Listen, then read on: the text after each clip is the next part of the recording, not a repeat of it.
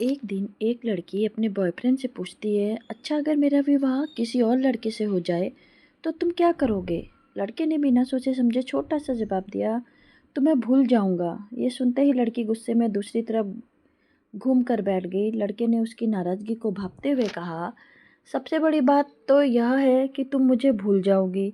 जितनी जल्दी मैं तुम्हें भुला सकूंगा उससे ज़्यादा जल्दी तुम मुझे भुला दोगी।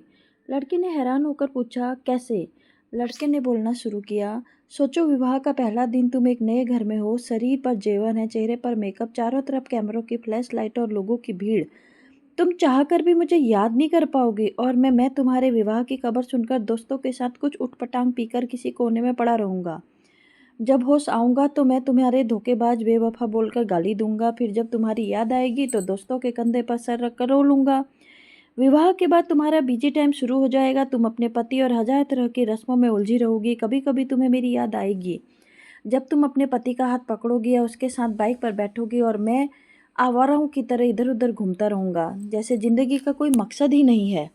अपने दोस्तों को समझाऊंगा कि कभी प्यार मत करना, कुछ नहीं मिलता, ज़िंदगी ख़त्म हो जाती है। प्यार के चक्कर में कुछ बकबक। कुछ वक्त बाद तुम अपने पति के साथ हनीमून पर जाओगी, नया घर होगा, शॉपिंग होगी, नई जिम्मेदारियां होंगी। तब अचानक तुम्हें मेरी याद आएगी और तुम सोचोगी पता नहीं किस हाल में होगा। फिर मेरी खुशी की प्रार्थना करते हुए तुम वापस अपने परिवार में बिजी हो जाओगी। इधर मैं मम्मी पापा भाई या फिर दोस्तों से डांट सुन सुनकर लगभग सुधर गया हूँ। सोच लिया है अब कोई काम करना है, एक अच्छी लड़की से विवाह करना है, तुम्हें भी देख दिखा देना है। सबको यही बोलूँगा कि भुला दिया है मैंने तुम्हें, लेकिन तब भी मैं तुम्हारे मैसेज का आधी रात को निकाल कर पढ़ूंगा और सोचूंगा शायद मेरे प्यार में ही कमी थी जो तुम्हें ना पा सका। फिर अपनी तकलीफ को कम करने की कोशिश करूंगा। 2 साल बाद तुम माँ बन चुकी हो, अब तुम अपने बच्चों के लिए सोचोगी और मैं तुम्हारी ज़िंदगी से हमेशा के लिए डिलीट हो जाऊंगा। मुझे भी अब एक अच्छा काम मिल गया है, विवाह की बात चल रही है और लड़की भी पसंद आ गई है। अब मेरी बीजा बीजी टाइम शुरू हो गया, मैं तुम्हें सचमुच भूल गया हूँ। अगर किसी जोड़ी को देखता हूँ तो तुम्हारी याद आती है, लेकिन जब तकलीफ नहीं होती। यहाँ तक कि सुनने के बाद लड़की की आंखों में आंसू छलक रहे थे। वह बड़ी आंखों से लड़के की तरफ देखती रही। दोनों बिल्कुल चुप थे, लेकिन उनकी आंखों में बरस रही थी। थोड़ी देर बाद लड़की ने पूछा, तो क्या सब कुछ नहीं, कुछ यही ख़त्म हो जाएगा।